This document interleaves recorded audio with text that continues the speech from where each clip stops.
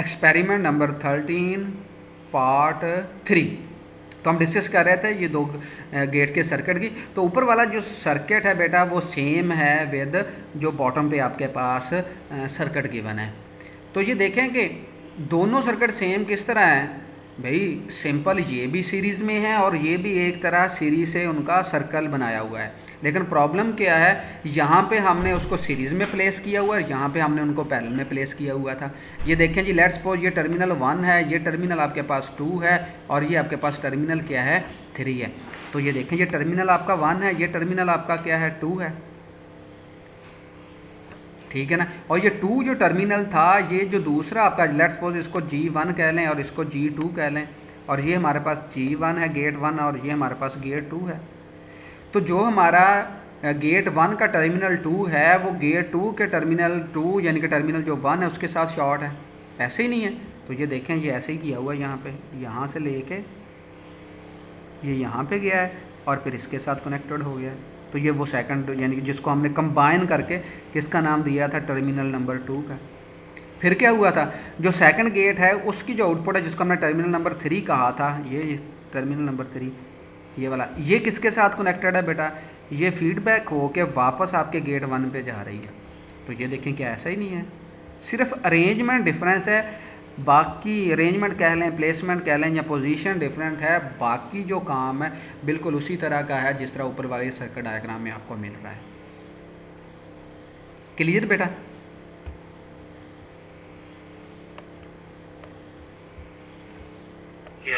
Good हो गया।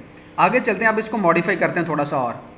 बेटा आपको पता है आपने नॉट गेट लगाया हुआ है, अगर नैंड गेट की दोनों इनपुट को शॉर्ट कर दें तो वो क्या बन जाता है, नॉट गेट नहीं बन जाता। Not gate. अगर नॉर की दोनों इनपुट को शॉर्ट कर दें तो क्या हो जाता है, वो भी नॉट गेट के तौर पे यूज़ कर सकते हैं उसको, ऐसे ही है। तो हमने क्या किया, सिंपल इसकी जगह पे ये और इसकी जगह पे ये, यानी कि उसको हमने नॉर की मदद से, क्योंकि हमारी जो इम्प्लीमेंटेशन है वो विद नैंड गेट है और विद नॉर गेट है। तो हमने क्या किया हुआ, सिंपल इन गेट को उठा के हमने क्या कर दिया है, नैंड और नॉर की मदद से रिप्लेस कर दिया है। तो ये आपका देखें, अब हम किसकी तरफ जा रहे हैं, जो एक्चुअली फ्लिप फ्लॉप का सर्किट है उसकी तरफ मूव कर रहे हैं। अब देखें कुछ रिजेंबलेंस आई है जो कि एक्चुअल सर्किट है फ्लिप फ्लॉप का। सिर्फ एक चीज़ का यहाँ पे पॉइंट जो था उसी तरह हम लेके चलते हैं कि ये हमारे पास क्या आ जाएगा बेटा, क्यू आ जाएगी, और यहाँ पे क्या आ जाएगा हमारे पास, क्यू बाहर आ जाएगी। लेकिन हम काफ़ी हद तक उसके करीब पहुँच चुके हैं, लेकिन अभी तक हमारे पास इनपुट टर्मिनल नहीं आया। अब इनपुट टर्मिनल लेने के लिए क्या करें बेटा, क्या करना चाहिए, कुछ भी नहीं करना चाहिए। ये देखें हमारे पास 2 टर्मिनल है, तो अगर हमने यूज़र कंट्रोल पे देना है इस सर्किट को तो हम क्या करेंगे, जो लूप बैक है वो एक तो इसको डायरेक्ट दे देंगे और दूसरा terminal as a user treat कर लेंगे और उसको हम नाम क्या दे देंगे, पहले टर्मिनल को आर का नाम दे देंगे और दूसरे को एस का नाम दे देंगे। और इसी तरह अगर नैंड की बात करते तो उसमें इसको एस का नाम दे देंगे और इसको हम किसका नाम दे देंगे, आर का नाम दे देंगे। लेकिन आउटपुट टर्मिनल बेटा क्यू एंड क्यू बार ही रहेंगे, और जब क्यू पे 1 होगा, क्यू बार पे 0 होगा, तो तब जाके आपका जो होगा फ्लिप फ्लॉप सर्किट वो सेट होगा। जब क्यू पे 0 होगा और क्यू बार पे 1 होगा, दोनों स्टेट में, दोनों कंडीशन, और की फॉर्म में भी और नैंड की फॉर्म में भी, तो वो आपका रीसेट कंसीडर किया जाएगा। बस ये कंट्रोल मैकेनिज्म को लेने के लिए हमने एक टर्मिनल को जो था एज ए इनपुट यूज़ कर लिया और एक को हमने एज ए आउटपुट यूज़ कर आउटपुट फीडबैक के लिए यूज़ कर लिया है। नीचे आपको वो डायग्राम भी आपको नज़र आएगी, ये देखें, क्या ये वही डायग्राम नहीं आ गई? अब पता चला कि कैसे फ्लिप फ्लॉप कहाँ से निकल के कहाँ तक गए और कैसे बनाए। ये एक उसकी और डायग्राम है। ये एक दफा दोबारा बता देंगे जब सेट और रीसेट कब कंसीडर होगा। बेटा सेट और रीसेट कंसीडर होने का क्या मतलब है कि ये डिपेंड करता है कि आपका जो है आउटपुट पे क्या है, और आउटपुट पे क्या होगा बेटा, जो बेसिकली वो चीज़ होगी जो स्टोर होगी, इसको हम बोलते हैं कि स्टेट, कि किस स्टेट में है। तो वो स्टेट क्या होती है बेटा, कि क्या चीज़ फ्लिप फ्लॉप ने बेसिकली सेव किया है। तो वो कहाँ से पता चलता है बेटा, आउटपुट टर्मिनल से पता चलेगा, क्योंकि अगर ब्लॉक डायग्राम की फॉर्म में देखें तो बेसिकली इनसाइड तो डिफरेंट लॉजिक सर्किट होगा, ठीक है। तो हम डिफाइन करते हैं कि आउटपुट पे क्या चीज़ आई है, जो आउटपुट पे है उसको एज ए स्टोरेज यूनिट हम कंसीडर करते हैं और उसकी बेस पे हम डिफाइन करते हैं कि ये सेट है कि रीसेट है। अगर क्यू पे 1 है, क्यू बार पे 0 है, तो आपका फ्लिप फ्लॉप जो होगा वो सेट कंडीशन पे है। अगर क्यू पे 0 और क्यू बार पे 1 है, तो आपका जो फ्लिप फ्लॉप है वो रीसेट कंडीशन में है। क्लियर बेटा यहाँ तक? लेकिन आपने जो अभी तक ये बेसिकली जो अभी तक हमने पढ़ा हुआ, इसको किसी क्लॉक पल्स की ज़रूरत नहीं है, कोई सर्किट की ज़रूरत नहीं है एडिशनल की। आप इसको इनपुट देंगे, आपको आउटपुट मिल जाएगी। नैंड का फिनोमेना क्या होता है बेटा? अगर नैंड गेट देखें तो क्या होता है उसका? नैंड फिनोमेना क्या होता है? अगर गेट उसकी ट्रुथ टेबल बनाएं तो क्या बनेगा नैंड का? n is 0 output 1। हाँ जी, n is 0,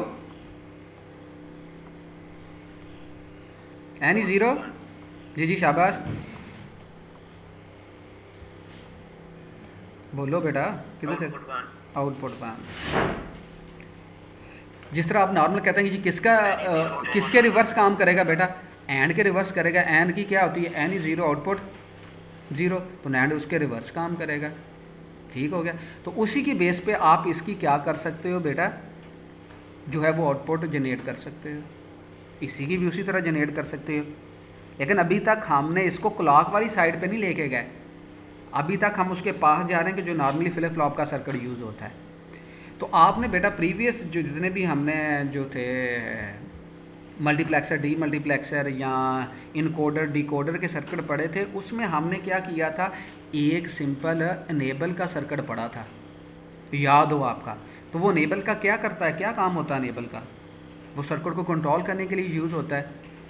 उसके लिए हम सिंपल क्या कर देते हैं कि स्टार्ट में एक स्विच लगा देते हैं। वो स्विच क्या होता है, अगर स्विच को ऑन कर देते हैं बेटा हम, तो क्या करता है कि जो इनपुट पे दिया होता है वो आगे पास हो जाता है, उसको मिल जाता है। अगर ऑफ़ कर देंगे तो बेटा उसको कोई जो है वो सिग्नल पास होके सर्किट की इनपुट को नहीं मिलेगा। तो इसलिए हम वो switching mechanism as a enable कर लेते हैं। लेकिन जब हम बात करते हैं डीएलडी की, लॉजिक गेट्स की बात करते हैं, लॉजिक सर्किट की बात करते हैं, वो स्विचिंग मैकेनिज़्म बेसिकली हम गेट की मदद से कंट्रोल करते हैं। तो घंटे स्विच जो है गेट की मदद से हम स्विच कैसे बनाते हैं बेटा? कोई रॉकेट साइंस नहीं है, सिंपल हम क्या करते हैं, एंड गेट लगा देते हैं। अगर एंड गेट की जो हम इनपुट होती है वो अपनी नॉर्मल इनपुट को दे देते हैं। लेट्स सपोज अगर मेरे पास एस है या आर है, उसको दे देते हैं, और एक इनपुट को as a control input use कर लेते हैं बेटा। उस पर अगर हम ज़ीरो सिग्नल देंगे तो ये आपका एंड गेट जो होगा वो ऑफ पोजीशन पे चला जाएगा। क्यों? क्योंकि आउटपुट पे 0 मिलेगी, यानी 0 आउटपुट 0। तो जब हम इसको 1 देंगे तो जो सेकंड इनपुट पे होगा वो एज इट इज़ आउटपुट पे पास हो जाएगा। तो ये एंड गेट जो होगा वो स्विच की तरह जो है वो एक्ट करता है। इसी तरह यहाँ पे भी हम एक इनेबल इनपुट ऐड कर देते हैं बेटा। कैसे इनेबल इनपुट ऐड करेंगे बेटा? अगर दोनों को करना है तो दोनों को कर दें। सिंपल आप क्या करेंगे, इसके स्टार्ट में एक और जो था वो एंड गेट लगा दें। ये लें जी, एक यहाँ पे एंड गेट लगा दिया, एक हमने यहाँ पे एंड गेट लगा दिया। दोनों की एक एक इनपुट को हमने कॉमन करके एज ए इनेबल इनपुट रख ली है। ठीक है। और एक को हमने जो इसकी पहले की एक इनपुट थी उसको हमने as a R terminal use कर लिया, और इसकी जो एक बची है हमारे पास उसको एज ए एस कर लिया। तो बेसिकली ये वही सर्किट है जो प्रीवियस स्टेज में हमने पढ़ा था, लेकिन सिंपल हमने क्या कर लिया, इसको विद इनेबल कंट्रोल कर लिया है। अब यहाँ पे देखें, अगर मैं यहाँ पे 1 दूंगा, पुट करूँगा, तो इधर भी 1 चला जाएगा और इधर भी 1 चला जाएगा। और जो इनपुट पे होगा, आर पे अगर 0 है तो यहाँ पे 0 पास हो जाएगा, अगर एस पे 1 है तो यहाँ पे 1 पास हो जाएगा। लेकिन अगर यहाँ पे मैं 0 पास कर देता हूँ तो इसका मतलब है कि एनी 0 आउटपुट 0, तो ये एज ए स्विच काम करेगा और आउटपुट दोनों की मुझे 0 मिलेंगी और आपका सर्किट काम नहीं करेगा या वर्क नहीं करेगा। ऐसे ही है। तो इसको हम बोलते हैं बेटा अनेबल, या हम इसको गेटेड लैच भी बोलते हैं।